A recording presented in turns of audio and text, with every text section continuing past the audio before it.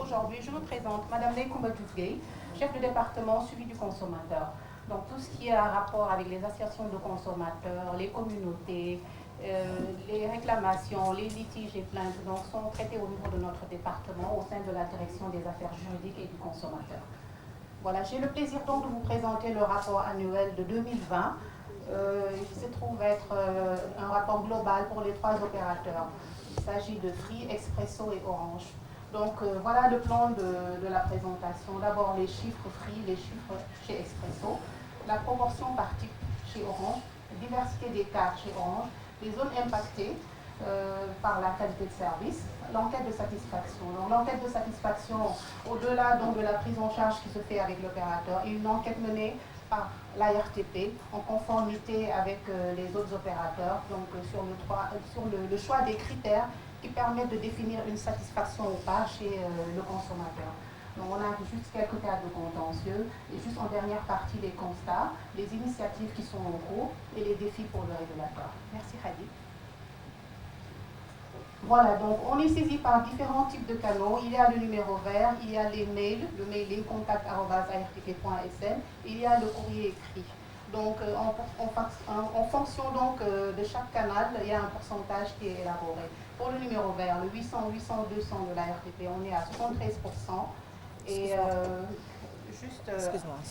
Allez, s'il te plaît, juste derrière, voilà. Voilà, et pour le mailing, c'est 23%, les courriers écrits, on en a juste 1%. Il y a aussi la présence physique des consommateurs qui décident de se plaindre, qui viennent sur place et poster leurs réclamations et qui cherchent même souvent à rencontrer les équipes de la RTP et on les reçoit de ce fait pour enregistrer la plainte. Voilà, merci Hadi. Donc il y a aussi une plateforme dématérialisée de traitement des réclamations qui est mise en place, qui n'est pas vraiment opérationnelle pour l'externe. Donc c'est une plateforme que nous partageons avec les différents opérateurs. Donc lorsque les réclamations sont postées, Orange, comme Free, comme Expresso ont accès automatiquement au cas pour que la prise en charge se fasse dans les meilleurs délais.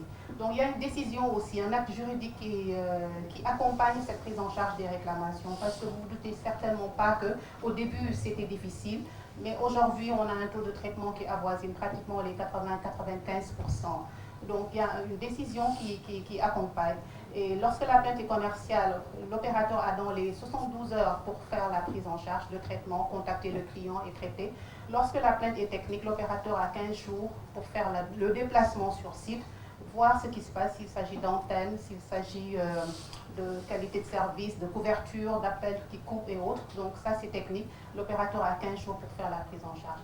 Donc on appelle plainte commerciale lorsqu'il s'agit par exemple de SMS, de facturation, donc tout ce qui est lié effectivement au service commercial. Et quand c'est technique, Khadi, excuse-moi, tu peux retourner à l'autre slide.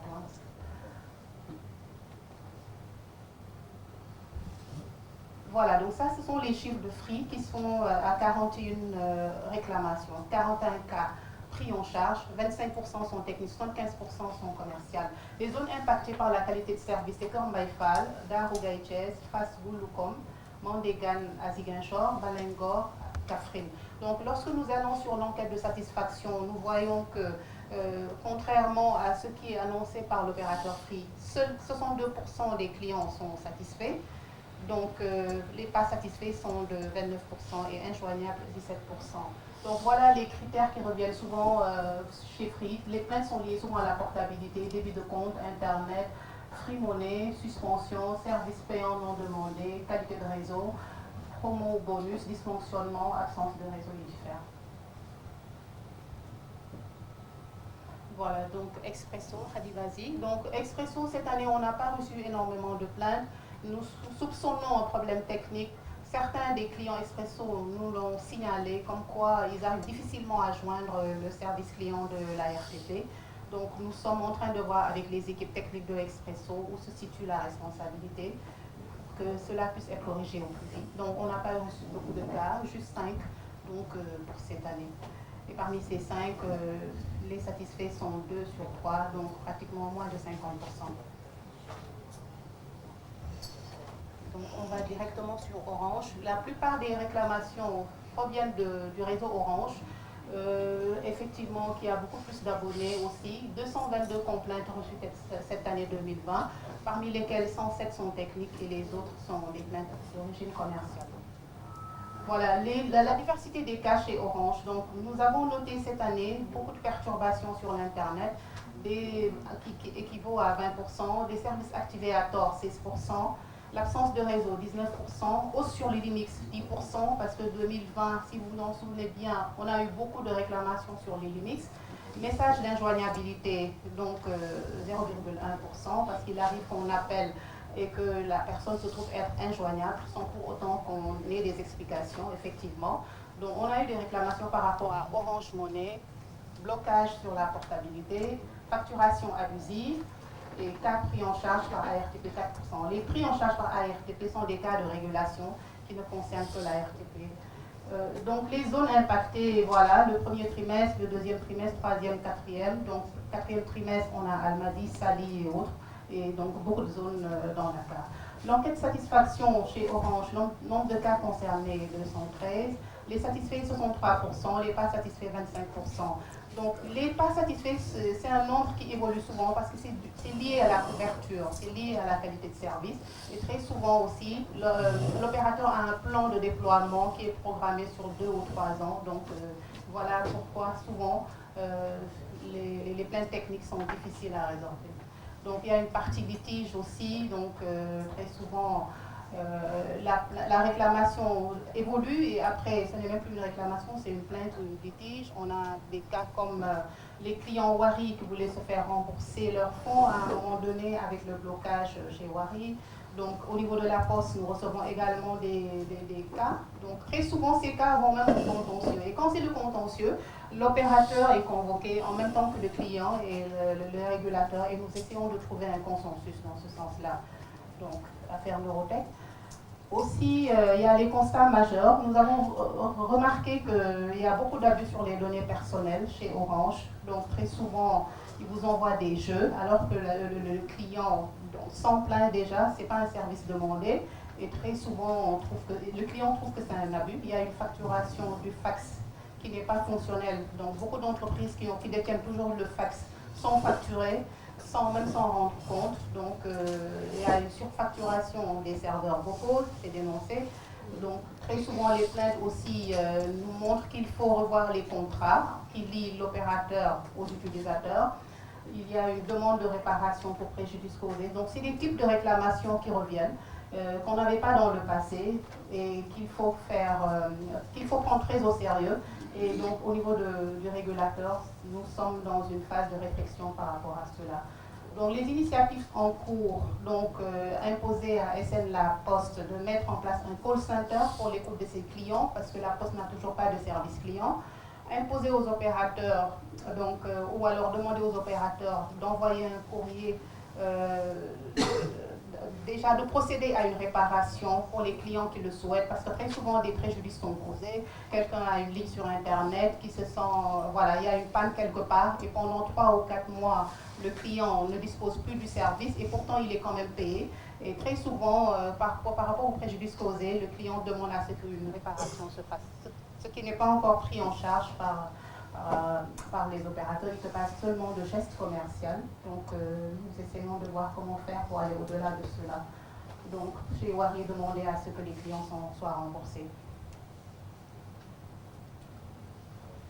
Voilà, parmi les initiatives, donc, on en a parlé. Aujourd'hui, un cadre de concertation qui est créé entre les ministères, la Banque centrale et la RTP pour voir ce qui peut être fait pour les réclamations des prestataires de services. Donc, ce n'est pas trop de la compétence de la RTP, mais comme nous cherchons à faire l'équilibre du secteur, donc, et que l'outil est télécom, nous essayons effectivement de créer le cadre adéquat pour cela.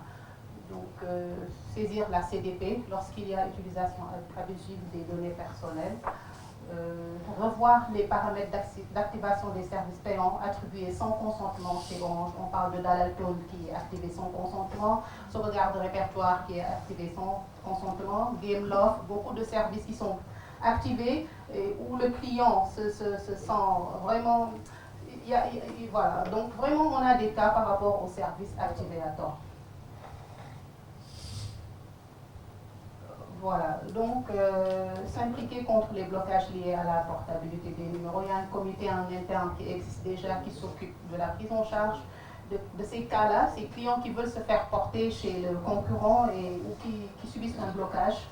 Donc imposer une sensibilisation des clients avant le lancement d'une nouvelle offre. Donc très souvent les clients s'en plaignent, une offre est bien et voilà. Et sans aucune information préalable. Donc plus de respect vis-à-vis des consommateurs.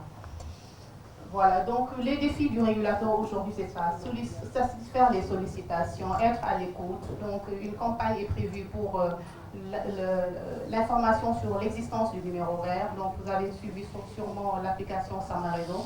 Tout cela, ce sont des outils qui nous permettent vraiment d'être en phase avec les consommateurs. Et être en phase avec les consommateurs, cela détermine effectivement une stratégie, la stratégie vraiment basée sur le sentiment consommateur. Donc la saisine des parties prenantes à la co-régulation s'est fait, donc être dans la veille, anticiper sur les textes juridiques, l'assistance aux réclamants. Voilà, donc nous terminons sur cette notion donc, de Brahim Sanou, donc, du Bureau de développement de l'UIT qui dit « Un consommateur informé, maîtrisant ses droits, améliore la concurrence, le dynamisme du marché. Et dans un tel environnement, toutes les parties y trouvent leur compte. » Je vous remercie de votre attention.